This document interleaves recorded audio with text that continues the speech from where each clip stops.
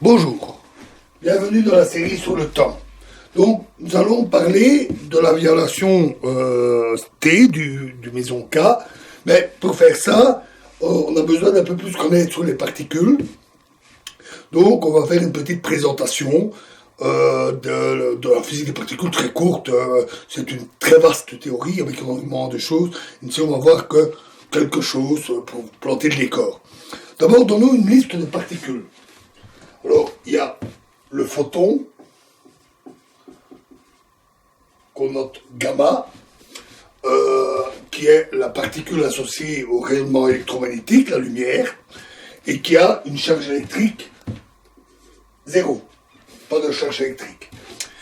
Il y a l'électron, qui est souvent noté E ou E-, qui a une charge électrique moins 1. En fait, une charge électrique négative égale à une unité de charge électrique élémentaire. Le proton,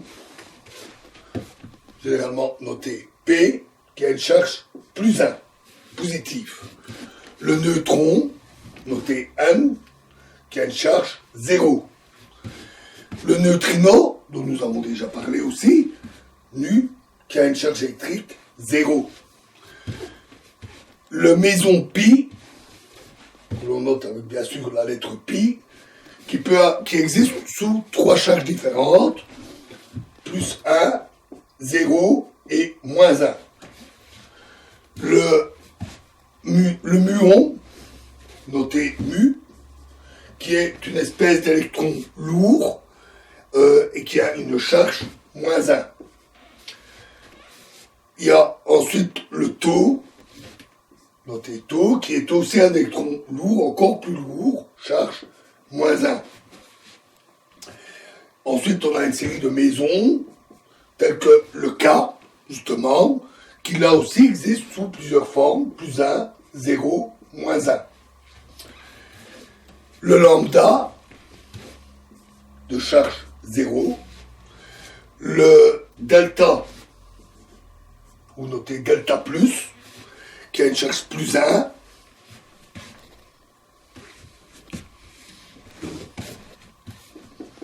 Il y a le xi, noté par une espèce de boîte avec un petit tiret, qui a une charge moins 1.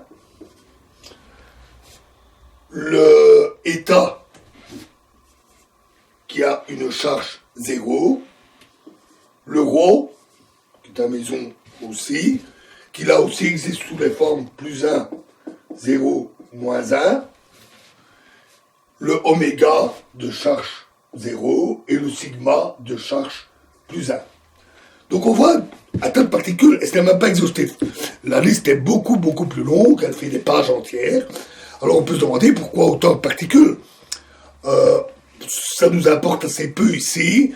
On peut les classer grosso modo en leptons et quarks, ainsi qu'en famille de leptons et de quarks.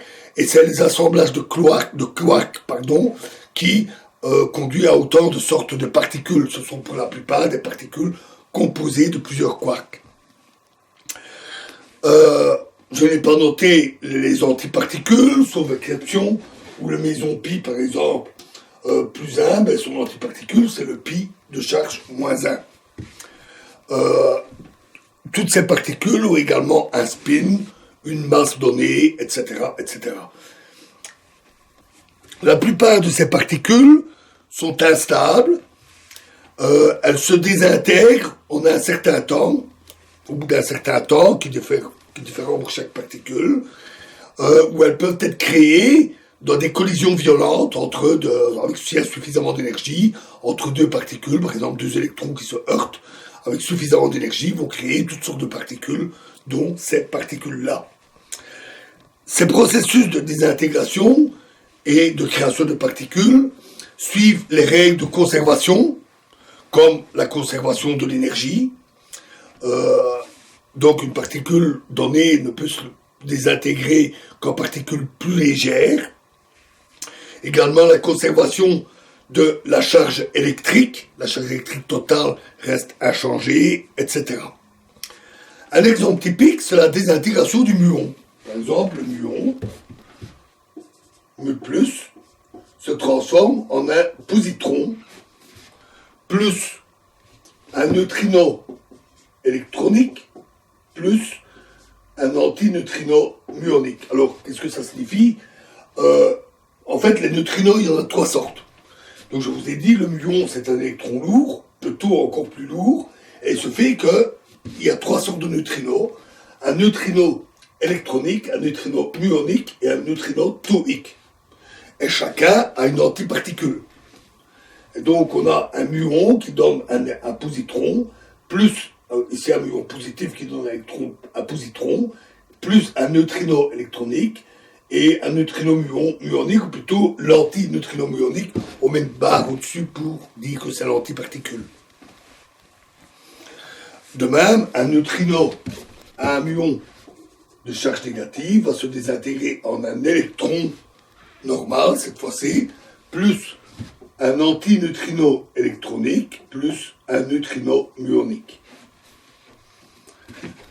Tout ça est expérimenté, bien sûr, dans toutes sortes d'expériences sur les particules. Notons que les rayons cosmiques sont composés essentiellement de protons et d'électrons avec une très très grande énergie.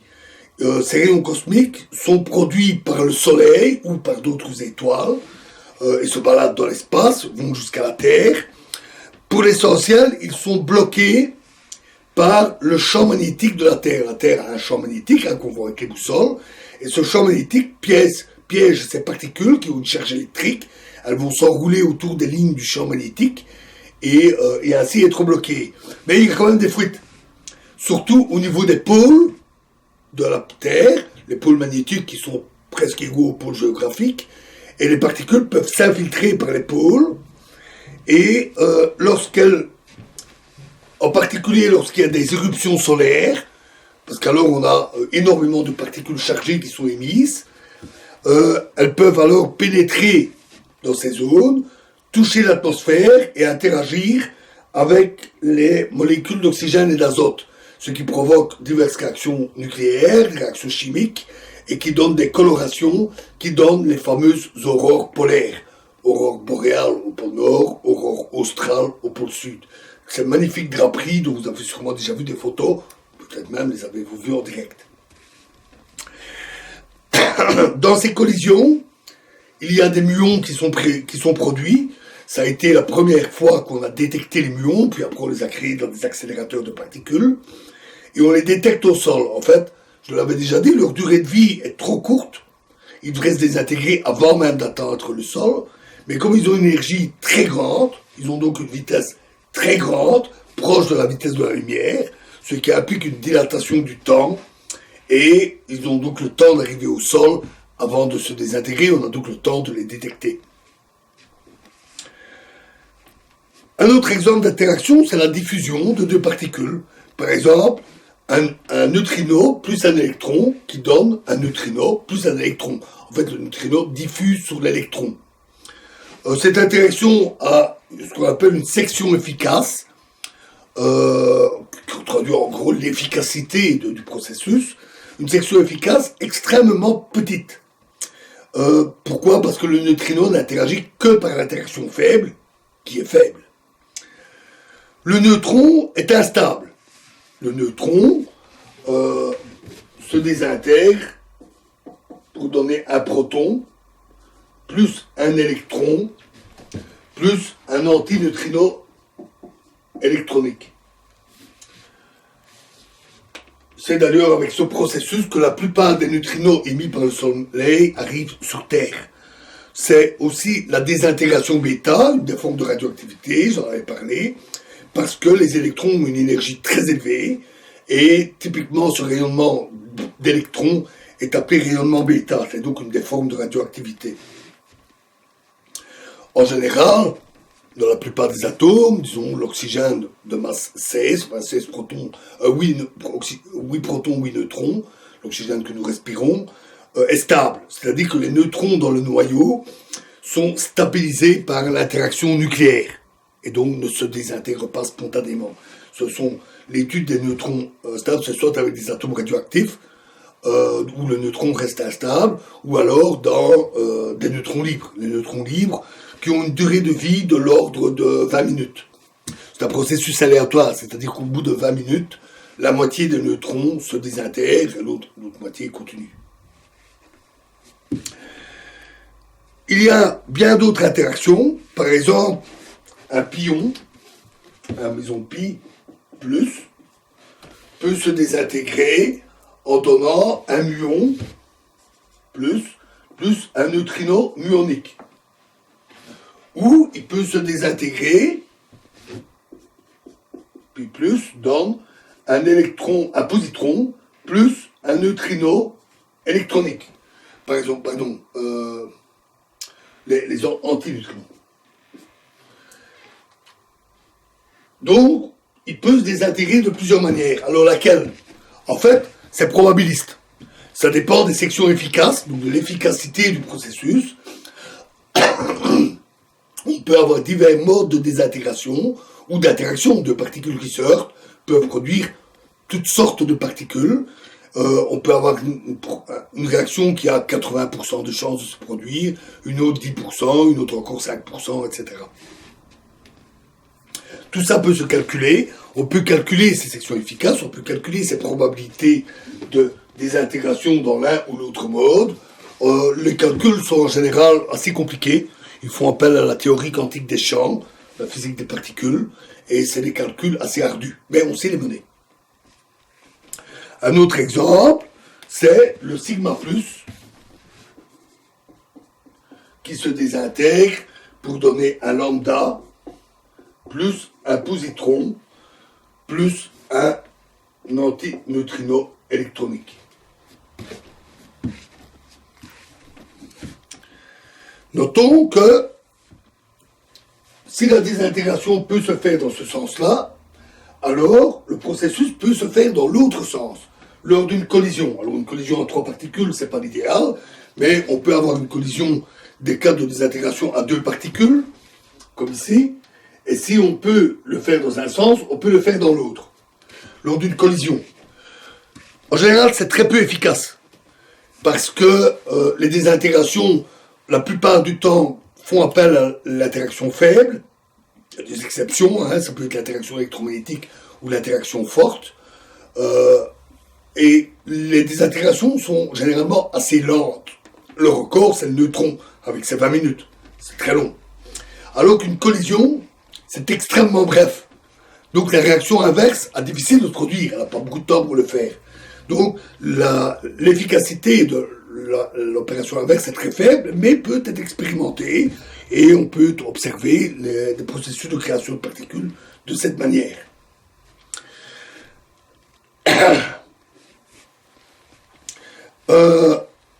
Par exemple, un neutrino électronique, un antineutrino électronique peut heurter un proton pour donner un neutron plus un positron. C'est une possibilité. Ou un neutrino muonique peut heurter un neutron pour donner un proton plus un muon. Un muon négatif. Voilà le genre de collision qui peut se faire, qui peut s'observer, qui s'observe. Pour l'observer, puisque les neutrinos interagissent très très peu avec la matière, les sections efficaces sont extrêmement faibles. Ce que l'on fait en général, c'est utiliser des neutrinos qui sont émis par un réacteur nucléaire. Les réacteurs nucléaires émettent énormément de neutrinos. Ce flux intense de neutrinos peut servir à bombarder une cible, même s'il n'y a qu'un neutrino sur 1 milliard ou même moins qui interagit, c'est pas grave.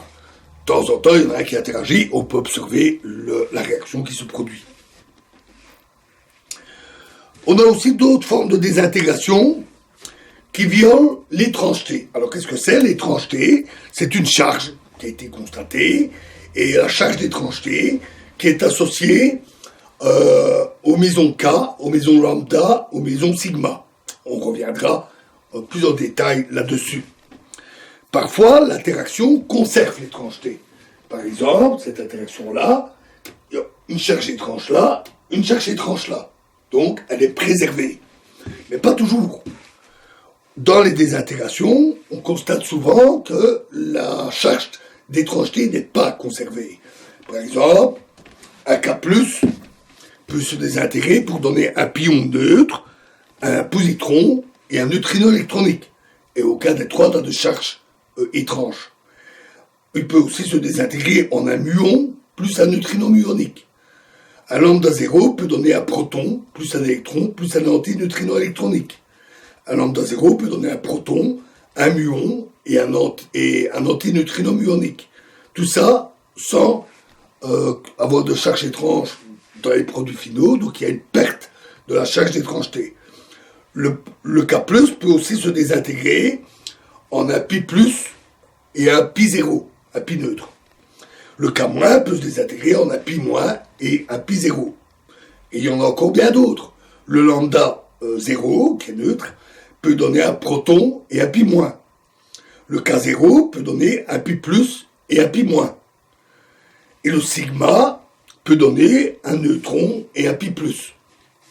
Donc, ce genre de réaction est fréquente. Il existe aussi d'autres processus, comme celui-là, qui conservent l'étrangeté. En fait, c'est souvent dans les collisions. Dans les collisions entre particules, la collision étant extrêmement brève, l'interaction faible, qui est faible, en général n'a pas le temps d'agir. Comme je vous l'ai dit, les réactions inverses sont souvent difficiles.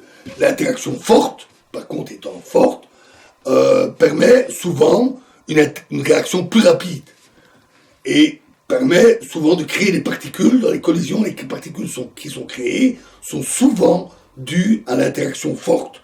Et l'interaction forte conserve l'étrangeté.